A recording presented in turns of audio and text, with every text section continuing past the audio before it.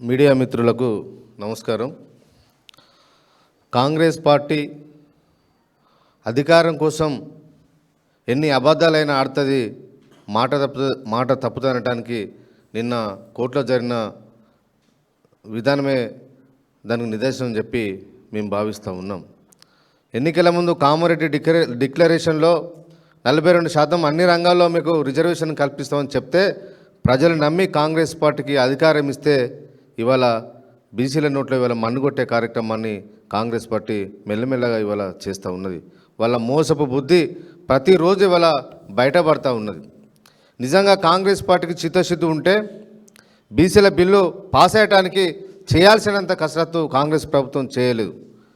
ఈ బిల్లు అసెంబ్లీలో bill pass అయినప్పుడు అన్ని రాజకీయ పార్టీలు కూడా 42% బీసీ బిల్లు కోసం అన్ని పార్టీలు మద్దతు ఇచ్చినప్పుడు ఆ రోజు ముఖ్యమంత్రి గారు ఒక మాట మాట్లాడాడు.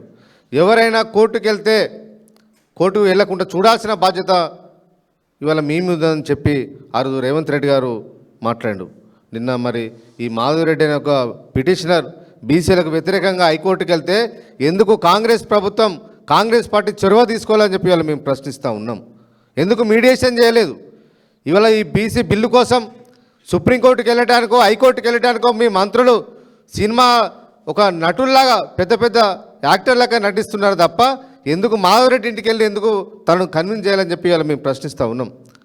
10% ఈడబ్ల్యూఎస్ రిజర్వేషన్ పెట్టినప్పుడు ఎలాంటి ఎంపరికల్ డేటా లేకున్నా కూడా, ఇలాంటి చట్టబద్ధత లేకున్నా కూడా, ఏ సంస్థతోని జనాభా లెక్కల సేకరణ చేయకుండా కూడా 10% రిజర్వేషన్ ఇచ్చినాం బిడ్డ, ఇచ్చినాం. దానికోసం అన్ని పార్టీలు, కాంగ్రెస్ పార్టీ కూడా మద్దతు ఇచ్చింది కేంద్రంలో భారతీయ జనతా పార్టీ బిల్లు పెట్టినప్పుడు. మరి కాబట్టి మనం విత్డ్రా చేసుకోవాలనే ఒక అంశాన్ని ఎందుకు మాధవరెడ్డికి ఈ కాంగ్రెస్ ప్రభుత్వం నచ్చజెప్పలేదని చెప్పి మేము ప్రశ్నిస్తూ ఉన్నాం. ఈడబ్ల్యూఎస్ రిజర్వేషన్ల పట్ల కాంగ్రెస్ విధానం ఓ రకంగా ఉంటుంది, ఇవాళ బీసీ రిజర్వేషన్ పట్ల ఇవాళ కాంగ్రెస్ విధానం మరో రకంగా ఉన్నదంటానికి ఇదే నిదర్శనం.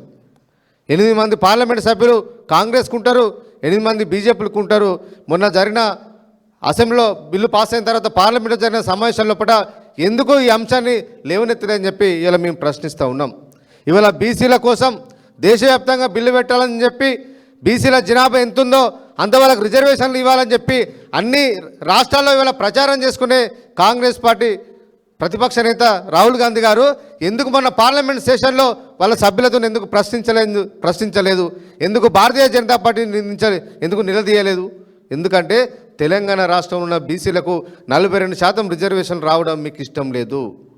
ఎందుకంటే ఇస్తే రేపు దేశవ్యాప్తంగా ఎన్నికల్లో కాంగ్రెస్ ప్రభుత్వం ఇక్కడ బిల్లు పాస్ కాకపోతే దేశవ్యాప్తంగా మరో రాజకీయ పార్టీ మీద ఎన్నికల్లో ప్రచారం కోసమే దీన్ని వాడుకున్నారు తప్ప ఆ చిత్తశుద్ధి ఉండంటే భారతీయ జనతా పార్టీని మొన్న జరిగిన వానాకాల సమావేశంలో ప్రశ్నించాల్సింది.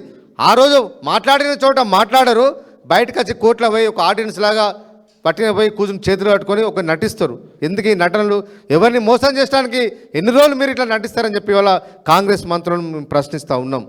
కాబట్టి మీకు ఆ చిత్తశుద్ధి ఉంటే ఇప్పటికైనా ఆ చిత్తశుద్ధి మీకు ఉండంటే ఎవరి కోర్టుకు వెళ్లకుండా చూడాల్సిన బాధ్యత ఇవాళ కాంగ్రెస్ ప్రభుత్వం మీద ఉండే, బీసీ మంత్రుల మీద ఉండే, ముఖ్యమంత్రి రేవంత్ రెడ్డి గారి మీద ఉండే.